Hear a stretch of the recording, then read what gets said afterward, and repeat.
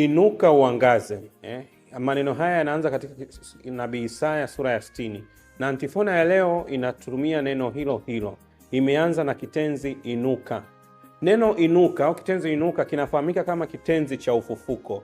Anastasi, kwa Kigiriki wanasema Yesu amefufuka, Christos anesti, amefufuka. Ni kitenzi cha maisha mapya.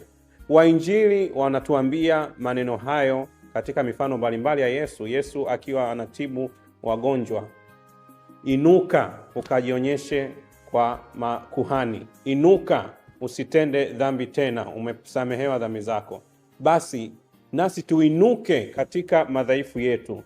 Kwa mfano, hata tunapoamka asubuhi, tunapoinuka kutoka kitandani, hiyo ni ishara ya kwamba tunaanza maisha mapya ya siku, tunaanza tumaini jipya la siku. Hivyo basi, kama Yesu anavyokuja jua linalochomoza, anaamka nasi anatupa matumaini mapya.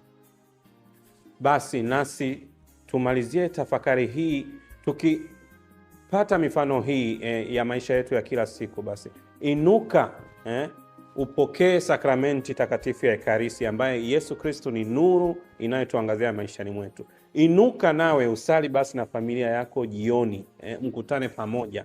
Inuka ukasimulie matukio au matendo makuu ya Mungu aliyokutendea, hasa mwaka huu, mwaka unapoendelea kuisha. Inuka ni kitenzi muhimu sana katika maisha yetu sisi wa Kristo, kitenzi cha ufufuko. Inuka, amka,